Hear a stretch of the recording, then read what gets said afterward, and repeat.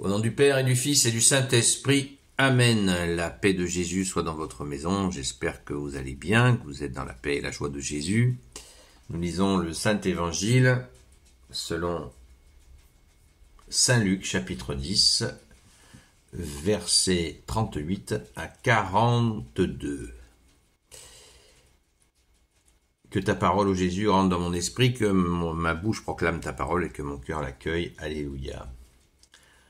Marthe et Marie. En cours de route, Jésus entra dans un village et une femme nommée Marthe le reçut chez elle. Elle avait une sœur du nom de Marie qui s'était assise aux pieds du Seigneur et restait à écouter sa parole. Marthe, pendant ce temps, était absorbée par tout le service. À la fin, elle se tourne vers Jésus et lui dit « Seigneur, ne vois-tu pas que ma sœur me laisse seule avec le service, dis-lui donc de m'aider. » Mais le Seigneur lui répond « Marthe, Marthe, tu t'inquiètes et tu t'agites pour tant de choses, une seule est nécessaire. Marie a choisi la meilleure part, elle ne lui sera pas retirée. » Gloire au Père, au Fils et au Saint-Esprit. Amen, alléluia. Et oui, il s'agit de Sainte Marie-Madeleine et Marthe, sa sœur aînée, qui ont toutes les deux un frère nommé Lazare, qui sera ressuscité par Jésus. Et ça, nous en parlerons, nous en avons parlé et on en reparlera encore pour toujours. Quelle famille bénie de connaître Jésus ainsi. Donc, Sainte Marthe est la sœur aînée de Marie.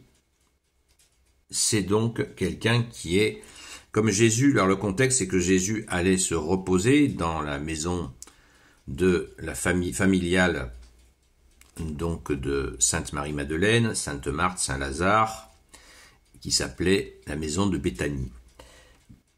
Et Jésus y allait se reposer, y manger, recevoir des gens.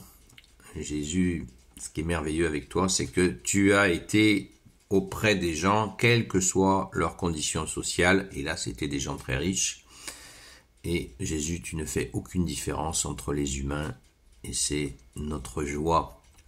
Merci Jésus, c'est beau. Alors, on va maintenant qu'on sait que Jésus là, elle s'affaire, parce que vous imaginez le monde qui devait circuler dans cette maison, parce que ces gens riches justement mettaient à la disposition de Jésus et des disciples, et de bien d'autres gens. Ça devait être une fourmilière. Donc, Marthe devait accueillir Jésus, et elle faisait tout ce qu'il fallait pour que ça se passe bien. Mais le superflu, peut-être, était tellement c'était la joie d'accueillir le Seigneur, elle le dit elle-même, dans sa maison, qu'elle voulait toujours en faire. Et Sainte Marie-Madeleine est restée bloquée, pas bloquée, mais dans l'émerveillement de Jésus, et reste à ses pieds à écouter tout ce qu'il dit, et elle donne pas un coup de main pour l'intendance. Donc c'est comme ça.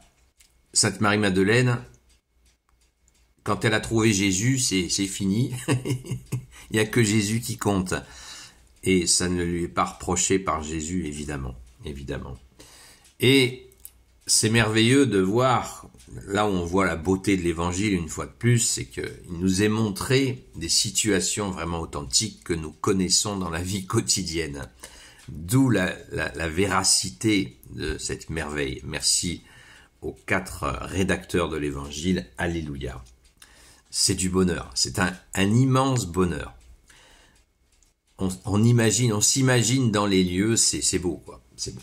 Pas besoin d'aller écouter du Maria Valtorta ou ces conneries-là. On a tout ce qu'il faut ici. Alléluia.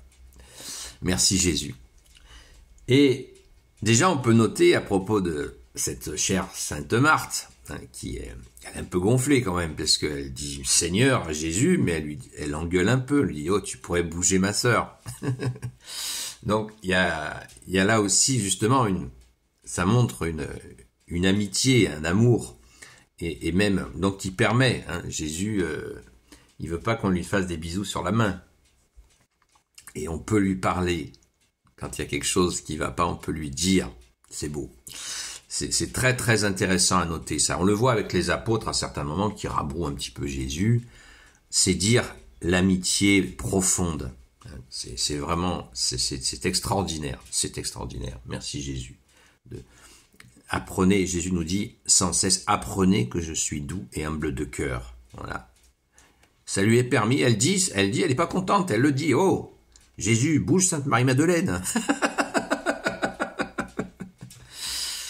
Et comme Jésus est toujours un cran au-dessus, et parfois aussi très concret, de chez concret, hein, Jésus, il est pas du tout dans le cosmos, hein, il est bien dans l'incarnation, et il va lui dire la vérité. La vérité, c'est que c'est très bien un bon repas, une belle table, des belles décorations, peut-être certainement des jolies fleurs partout. C'est très beau. Mais Sainte Marie-Madeleine a choisi le meilleur, c'est-à-dire adorer le Verbe de Dieu que tu es Jésus, la parole de vie. C'est la meilleure part qu'elle a choisie. C'est extraordinaire. C'est extraordinaire. Et elle est là, et elle écoute, elle écoute, elle écoute. Tout le temps qu'elle a passé loin de Dieu, qu'elle ne connaissait pas, eh bien elle veut le rattraper. Merci Sainte Marie-Madeleine, chère Sainte Patronne. C'est pour ça qu'en lisant, je vous faisais... C'est d'elle dont on parle. C'est notre chère Sainte Patronne, Sainte Marie-Madeleine. C'est beau, c'est extraordinaire. Donc, Marthe, ne la voyons pas maintenant, il faut faire attention hein, toujours quand on ne tombons pas dans la caricature, exactement comme pour Saint Thomas. C'est pas parce qu'il nous est livré cette information, ce récit, que Sainte Marthe est restée figée ainsi. Sainte Marthe a pris la route, est devenue donc disciple de Jésus, a pris la route, et elle a évangélisé. Elle est venue en l'an 42 avec Sainte Marie-Madeleine, Saint Lazare et bien d'autres saints. En l'an 42, elle est venue en Gaule, dans le sud de la France, par les Saintes Maries de la Mer, et jusqu'à Marseille. Et Sainte Marthe est montée, elle, jusqu'à Tarascon, et elle a fait une évangélisation extraordinaire. Son tombeau, d'ailleurs, son tombeau est présent à Tarascon. Donc, c'est dire le chemin. On le voit aussi à un autre moment, quand Jésus vient ressusciter Lazare, on voit que Sainte Marthe a la foi, a une foi gigantesque. Hein. Il y a que 3 personnes qui ont une foi exprimée dans l'Évangile aussi puissante, c'est Saint Pierre et Sainte Marthe. C'est extraordinaire. Alléluia. Donc, hein, c'est comme ceux qui disent que Saint Thomas, je crois ce que je vois. Oui, d'accord. Ça, c'était une séquence. Saint Thomas a été évangélisé jusqu'en Inde. Il y a même des traces de Saint Thomas, l'apôtre, en Chine. Et son tombeau est dans le sud de l'Inde. Donc, ceux qui disent, ouais, Saint Thomas, la foi, je fous rien. Non. Je m'engage pas dans la foi parce que je suis comme Saint Thomas. Ben non, Saint Thomas, vous voyez où est la Palestine, vous voyez où est l'Inde et la Chine, à pied, hein, et l'évangélisation. Et il a été martyrisé là-bas. Donc Sainte Marthe est devenue disciple vraiment qui est partie sur la route, quoi. Pensons-y, et nous pouvons la prier, Sainte Marthe. Moi, je la prie de temps en temps, pas assez souvent, parce que bon, la Sainte Patronne, c'est Sainte Marie-Madeleine. Je veux pas te créer de dispute dans la famille. Mais Sainte Marthe, elle a combattu, justement, à Tarascon, il y avait une espèce d'alligator bizarre qui mangeait les enfants. Et les gens de la petite ville étaient terrorisés par cela, et c'est Sainte Marthe, qui, par la foi puissante en toi Jésus, qui a fait le miracle d'anéantir cet animal qui mangeait les enfants sur les rives du Rhône. Donc elle a fait, et puis elle a bien sûr évangélisé, évidemment. Donc vous voyez, on est loin de la Sainte Marthe des fourneaux et des petites fleurs sur les tables. Donc pensons toujours que c'est des séquences. Il y a une suite. Ces gens-là, trempés, sont devenus des saints et des saintes. Sainte Marthe, priez pour nous. Merci, grande sœur. Sainte Marie-Madeleine reste notre sainte patronne. Il n'y a pas d'ambiguïté. Les amis de Sainte Marie-Madeleine. Mais si on aime Sainte Marie-Madeleine, ben, bien sûr, on aime tous les saints, évidemment. Mais nous avons bien un patronage avec Sainte Marie-Madeleine qui est absolument magnifique et on remercie Jésus chaque jour. Merci Jésus pour tes merveilles. Vous voyez, il n'y a que ça qui vient quand on écoute ça, c'est juste, ça, voilà, c'est merveilleux et c'est très concret. Loué sois-tu Jésus. Gloire au Père, au Fils et au Saint-Esprit. Amen. Ô Jésus, toi qui peux tout et qui porte tout, toi le Sauveur, toi l'Emmanuel, je te confie toutes celles et ceux qui regarderont cette vidéo, ainsi que leurs proches, selon ta seule volonté, ô Jésus. Sainte Marie, Reine des cieux, toi l'Immaculée Conception, toi qui écrases le serpent, toi qui as la lune sous tes pas, toi notre Mère, Notre-Dame. Saint Joseph, toi le juste et le saint, toi le sage, toi la terreur des démons, toi le saint gardien de la Sainte Église catholique apostolique. Sainte Marie-Madeleine, notre chère sainte patronne.